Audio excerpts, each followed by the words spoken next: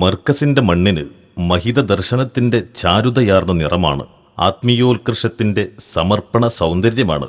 മനസ്സും ശരീരവും ആത്മവിമോചനത്തിന്റെ ശാദ്വല തീരത്തേക്കാവാഹിച്ച് ജീവിത വിധാനത്തിന് സാംസ്കാരികവും ധാർമ്മികവുമായ അസ്തിത്വം പണിതെടുക്കാൻ ആത്മജ്ഞാനപരമായ മഹാകൂട്ടായ്മയാണ് മർക്കസ് ആത്മീയ സമ്മേളനം.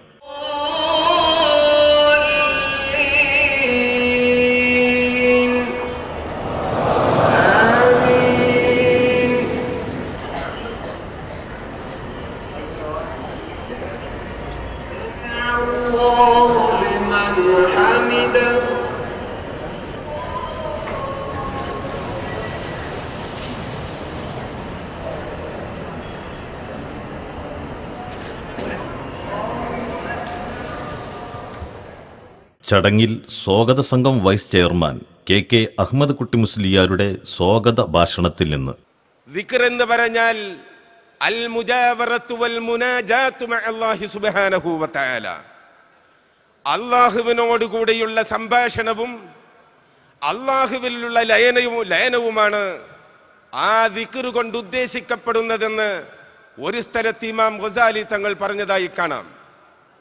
ആത്മീയമായി ആത്മാവിന്റെ ഭക്ഷണം നൽകണം. അള്ളാഹുമായുള്ള ബന്ധവും അള്ളാഹുമായുള്ള മുനാജാത്തും ഇടക്കിടക്ക് മനുഷ്യൻ ഉണ്ടാക്കണം.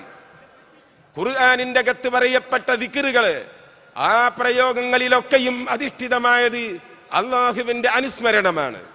ആ അള്ളാഹുവിനെ അനുസ്മരിക്കുമ്പോൾ ദിക്റുകൾ നമ്മൾ പറയുന്ന സമയത്ത് അത് അള്ളാഹുവിനോടുള്ള ഒരു മുനാജാത്തും അള്ളാഹുമായുള്ള ഒരു സംഭാഷണവും നേരിൽ പടച്ച റബ്ബുമായുള്ള ബന്ധം സ്ഥാപിക്കലുമായതുകൊണ്ട് ആ ദിക്ർ മനുഷ്യന്റെ ഹൃദയം വളരെ ശുദ്ധമായും കൊണ്ട് മനുഷ്യന്റെ ഹൃദയം, നമ്മൾ ദിക്ർ ചെല്ലുന്നവരുടെ ഹൃദയം എല്ലാ ജോലിയിൽ നിന്നും ഒഴിവാക്കിക്കൊണ്ട് ലാ ഇലാഹ ഇല്ലല്ലാഹ് പോലത്തെ ഏറ്റവും അഫ്ളലു മാ ഖുൽതു അന വന്നബിയ്യൂന മിൻ ഖബ്ലി ഖൗലു ലാ ഇലാഹ ഇല്ലല്ലാഹ്, ലോക മനുഷ്യരിൽ പ്രഗൽഭരുമല്ലാത്ത അമ്പിയാക്കളും അല്ലാത്തവരും ഈ ലോകത്തെ ഏറ്റവും നല്ല ഉച്ചരിച്ച കലാമിന്റെ കൂട്ടത്തിൽ ഏറ്റവും നല്ലത്, സംസാരിച്ച കലിമത്തിന്റെ കൂട്ടത്തിൽ ഏറ്റവും നല്ലത് ലാ ഇലാഹ ഇല്ലല്ലാഹ് എന്ന കലിമത്താണ്.